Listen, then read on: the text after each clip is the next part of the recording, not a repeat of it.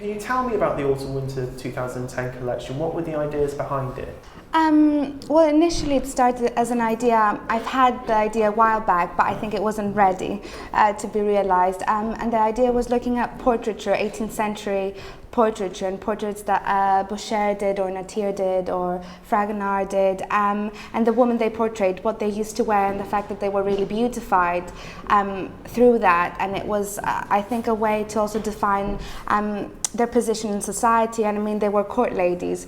So I thought that was interesting, and I've always been inspired either by art or design or the craft itself or the artist or the process, and dissect that. So I think it was an idea to take that, what they used to wear, and I do almost like a pastiche of different portraits of the time and do a collage of prints that would then be put on a 21st century woman.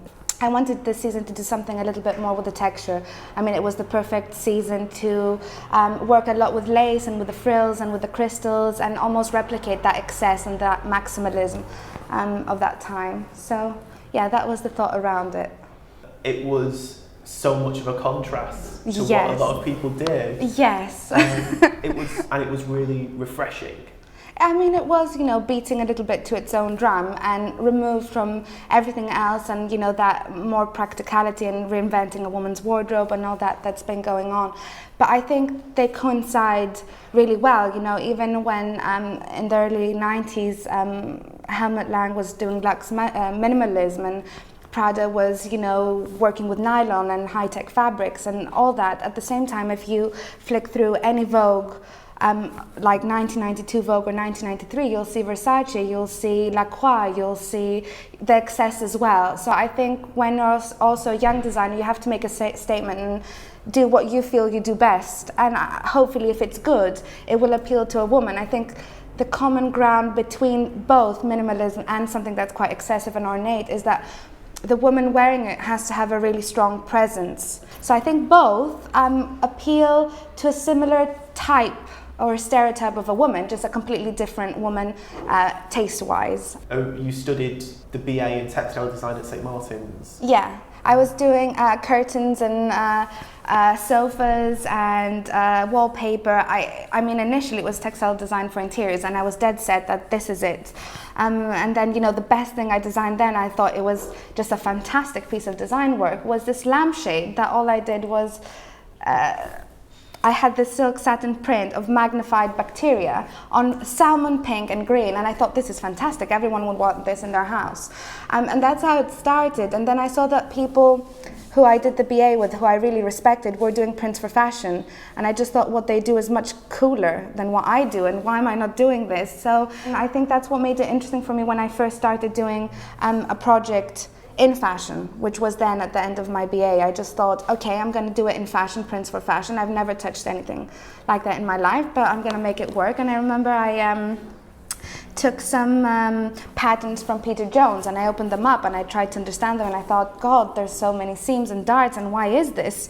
Why is it not flat and seamed in? And that allowed me to think about the print differently. So yeah, it's a process, and I hope I learn along the way. Was it when you were at St. Martin's doing textile design that you realised you wanted to go into fashion then, or was it something you'd considered previously? I'd never considered fashion.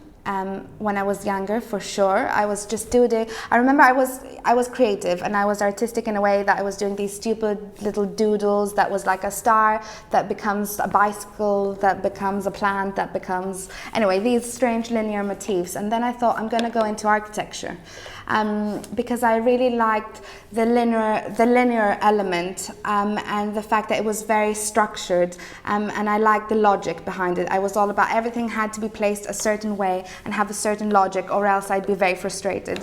So I thought architecture is the way, and I went to Royal College of Design in America, because I thought Providence, Rhode Island is a very exotic place, and I have to be there. It wasn't. And I went there, and I thought that's what I want to do. And then strangely enough, when I took a transfer to Central St. Martin's, because I've always wanted to go there, I thought, let me do a transfer in textile design without even having any indication that I want to really study even textiles. I mean, fashion was so far removed from anything, but even textiles, I just knew I liked working with color and surface design And I went there, and then, as I said, I did that last project in fashion with absolutely no clue. And then I applied to do my MA, and I applied to Royal College and Central St Martin's because I wasn't sure if I want to do fashion or if I want to do interiors.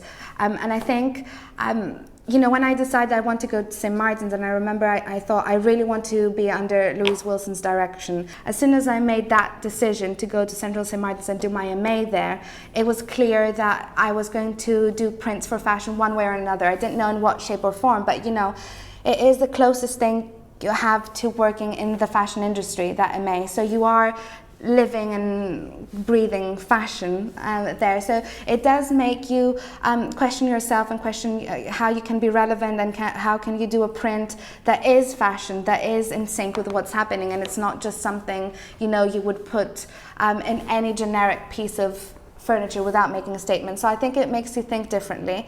And I think after I graduated, because I felt, you know, I had a lot of support from press and I knew some buyers were interested in the collection, that's when I consciously thought, I'm going to try this and I really want to do this. I don't know if it had been on the back of my mind and I just never openly admitted it to myself, but it seemed like it happened gradually. I never plan too much ahead either. I always go one step. And you see, like when I started doing fashion, I wanted to first understand a pattern to believe with. So it was baby, tiny baby steps. Yeah. You got your New Gen stand and you sold that season. Before you went onto the catwalk, in London certainly the focus seems to be on this sort of catwalk spectacle, and then trying to translate that into a commercial reality. I think, you know, when we're saying I sold, it wasn't crazy orders, but for a non-show it was. I had about 20 stockists, and it was stockists that, you know, I could never even dream of having. It was people like Colette being interested, and, you know, Browns in the UK, and just really great boutiques.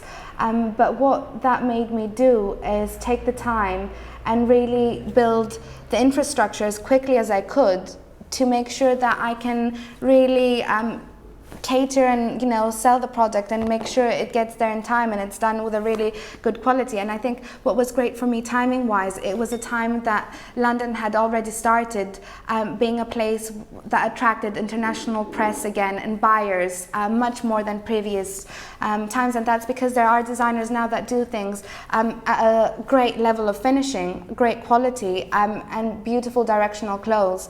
And I think I was lucky in that sense that, you know, buyers were there to see it and take note, and then obviously it's good that they liked it, but buyers were there, and I think it allowed me to see it. It's not that you saw it commercially, it's not about that, because there's always a different thing when you're having a show. You know, there's the fantasy of somebody being at the show and the feeling and the emotion that they get during the show that understand you won't get that. But what it is that they could see and appreciate these clothes as they were, and that gives you great kind of not hope or support to really take it on, even if it's very overwhelming at that time, and really build it step by step. So it did help me, and I'm happy that I did my own sales, and, you know, I've been in touch with the buyers, because it's almost the first filter between yourself and the woman who wants to buy these dresses. I mean, that's what you're designing them for. You want somebody to wear these. So that helps as well. I think you do get direct feedback, and I think when you're young and when you're starting out, that becomes a little bit part of your formation. I do feel that, because you're still morphed, you're being morphed as a designer, so how people view you, what people think you're doing, how people think you're doing, that really does have an influence on what you actually do and how you grow, for me. Yeah. It's a bit of a sort of hackneyed old question, but you're showing on a London schedule and it's really dominated by men. Yeah. I was quite interested in how you were talking about taking these abstract elements and relating them to a body, and always relating them to a body. Do you think that's sort of something that comes out of being a female designer, giving it a realism? I think it certainly has a certain relation, but I think most women's wear designers who have been successful also because what they design is what they wear, what they live, and how they present themselves. That's not necessarily the case with me. I mean, I'm quite different. I'm like an outcast of that kind of section of women designers because I don't wear print. In fact, I'm a very harsh critic of print. And it's not that I see it as an art, because again, I relate it always to the body. But first, I see it as an art or a product. And then, when it's placed on the body, then I work on it on a completely different way. It changes completely on the body. So I think that has a huge role when you're designing like that, when you're designing on the body. And the same with designers who design on the stand and do the pleating and everything. It has to be related to the body directly. And what that means is that every print that I do has to be within a pattern. It has to fill perfectly. I remember when I was doing the perfumes, I had to take hugely into consideration a woman's body, because when you're grading for production, every single size you go up, this is very technical, but anyway, grades up this way, but it doesn't take a lot in height. So by the time I reached a size 14, my woman would be like she's in a fat vase rather than a beautiful perfume bottle. So I think in that way, I do think about the body a lot. I mean, I had to redesign every single perfume bottle per size, and that production season was just complete hell, because it's very difficult. You don't have a fit size model for all the sizes.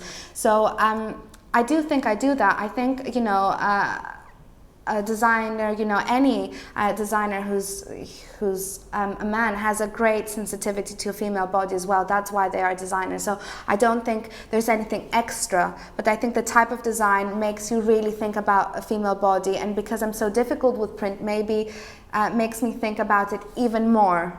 But it's never at the beginning stage. You know, I never have a muse that I think, okay, this collection will be for this woman. I always think image. I think, what does that say? How does that relate to a woman, if it does? Because the perfume bottle for me did relate to a woman, because there have been perfume bottles shaped in a female form. So in that way, for me, it did at that time. But other than that, you know, it's always a thought that comes when you've done a print and you start morphing it onto a woman.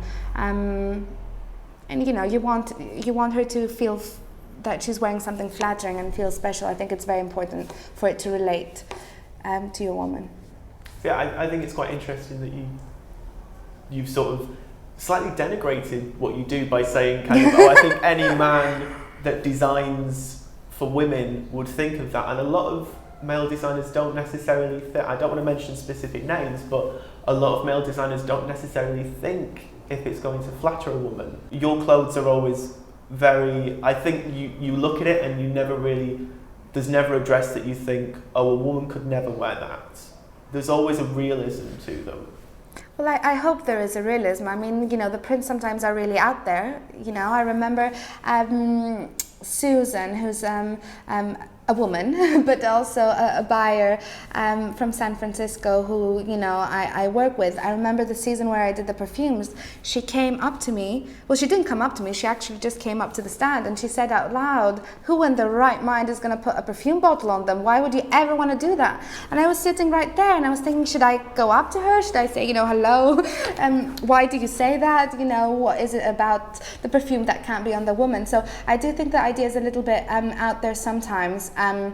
And it's not necessarily something that you can easily wear. Having said that, in every collection, you could take it away from what it is and see it as color, as form, as flattering to the body.